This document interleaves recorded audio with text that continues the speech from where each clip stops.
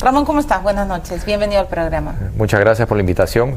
¿Cómo estás? Acá muy contento de estar por acá. Bienvenido. Cuéntame, ¿qué pasó al final en el Dakar ahora que nos encontramos? Sí.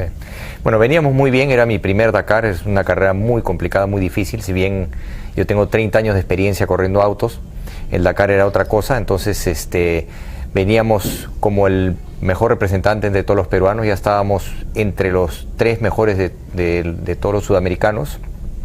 Y tuve una falla mecánica, ¿no? Que son cosas que pasan. ¿Qué pasó? Un poco se rompió una pieza de la suspensión delantera y se me salió la llanta delantera. ¿No? ¿En plena carrera? En plena carrera, claro. ¿No? Y bueno, perdí un poco el control del carro, también tuve un pequeño choque, pero a raíz de que se salió la llanta, ¿no? Pero eso no fue hubiésemos podido seguir, pero estábamos en un sitio que era muy difícil de reparar en mitad de unos cerros entre Tucumán y Córdoba, ¿no? En Argentina, una zona muy alejada de todo. ¿Muy agreste? Sí, y muy difícil. El abandono fue más o menos a las 9 de la mañana y recién me pudieron venir a rescatar como a las 11 de la noche. Dios, entonces, así es un poco esa carrera, ¿no? Claro. Sí, así es un poco esa competencia. Y tomar la decisión debe ser dura, debe generar mucha impotencia porque ustedes se preparan tanto. Claro. Pero de abandonar, sobre todo una carrera como esa que bueno, la preparación es tan intensa y larga.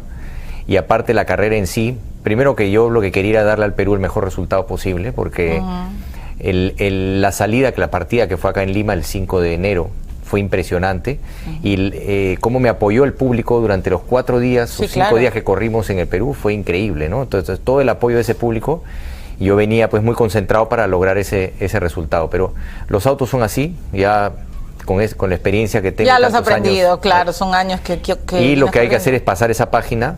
Ahora estamos preparándonos para, en los próximos años, representar al Perú en el Dakar de la mejor manera y lograr el mejor resultado. O sea, el próximo año no vas a correr. El próximo año espero poderlo correr.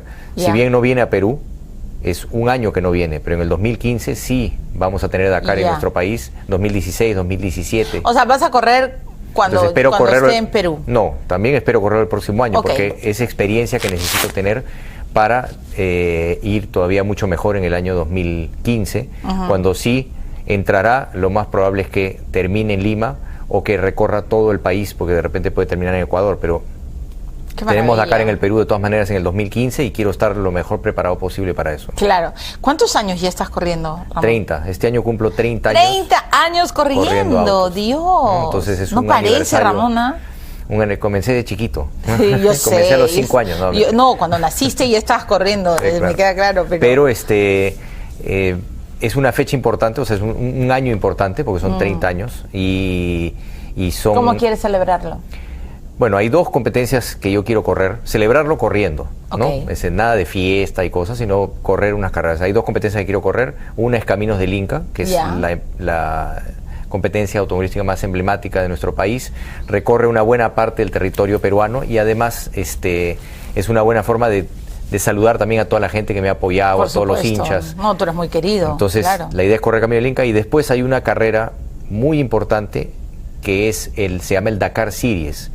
Si bien no viene el Dakar en el 2014, sí se negoció para que haya una fecha del Dakar Series, que es una carrera, es un Dakar más chico, es un Dakar de 5 días que se va a correr en octubre en toda la zona de Ica. ¿No? Es parte de un campeonato que hay a nivel mundial, van a venir varios pilotos de afuera y todo, y espero estar ahí también como preparación para los próximos Dakares, pero aparte para representar al Perú de la mejor manera en esta competencia internacional Dakar Series, que se va a correr desde el 2 hasta el 6 de octubre de este año. ¿Qué te ha dado? ¿Por qué te has quedado? ¿Por qué has decidido? Autos. Sí, eso. ¿Por qué siempre regresas a tu timón? ¿Por qué a pesar de esto, de los accidentes, de los cosas sorpresivas que suceden en la carretera, por qué dices, no, yo tengo que seguir? Lo que pasa es que los autos, eso sí desde chiquito, antes de tener 5 años, lo único que me interesaba eran los autos de carrera. Entonces yo creo que nací con eso, ¿no? Entonces es una pasión que tuve desde niño, pero muchos niños la tienen, pero después cambian, ¿no? Y después se aburren y ya se ¿Veías las carreras en la tele? Claro, era lo que más veía. O sea, ¿tú no veías fútbol? No, la verdad que no. ¿Qué veías? ¿Fórmula 1? Claro, Fórmula 1, rally, todo lo que podía ver, ¿no? ¿Y soñabas con ser uno de ellos? De todas maneras, ¿no? Según lo que me cuenta mi madre, por ejemplo, es que yo parecía que estaba estudiando, porque repetía y repetía y repetía, los grababa en cassette en esa época, repetía y repetía las tomas. No te Entonces puedo parecía como que estabas estudiando cómo manejaba en el campeonato mundial para después ya poderlo hacer igual, ¿no? Claro, Entonces, claro. Siempre tuve ese interés y bueno, ya desde que lo empecé a hacer, ha sido de todas maneras a lo que me he dedicado, a lo que he hecho toda mi vida, mi pasión, mi profesión. Entonces, mientras pueda seguir, voy a seguirlo haciendo, ¿no? ¿Y cuál es la curva del diablo que más temor te ha generado? ¿Qué momento en tantos años de carrera realmente has sentido, creo que me puedo morir? Mira, no, hay varias veces que después te pones a pensar y, uy, en ese sitio si hubiese perdido el control del auto en ese momento, pero no lo piensas en ese instante, porque en ese instante estás tan concentrado en manejar que no crees que, o sea, no estás pensando en lo que te puede pasar, ¿no? Sí he tenido sustos fuertes, ¿no? Pero yo diría que lo que más te asusta has volteado para mí de son campana? Sí, claro, un montón, como 30, 40 veces. ¿Qué? Claro. Y eso, pero ahí no pasa nada, eso no asusta a un corredor. Eso te quería preguntar, ¿cómo Claro. es cuando se voltean?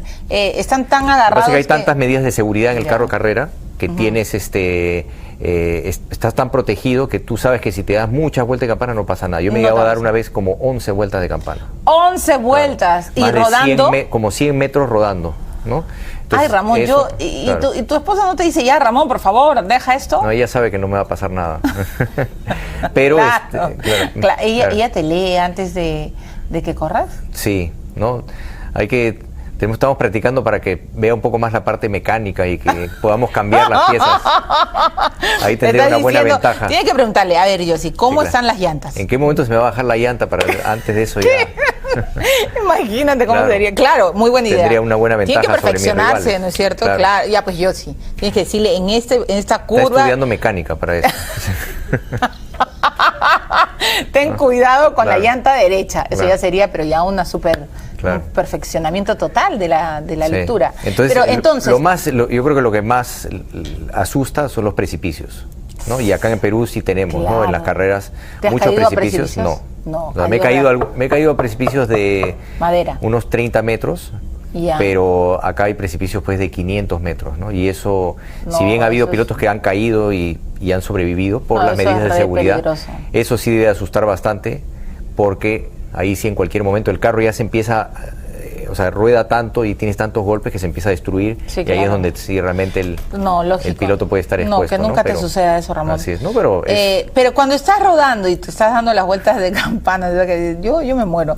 Ah. ¿Qué vas pensando? Esto ahorita para, todo está en control. ¿Qué le vas diciendo a tu piloto? Uy, ahora. Sí. Perdón, a tu copiloto. la verdad que lo que vas diciendo en ese momento no se puede decir al aire. No, dilo.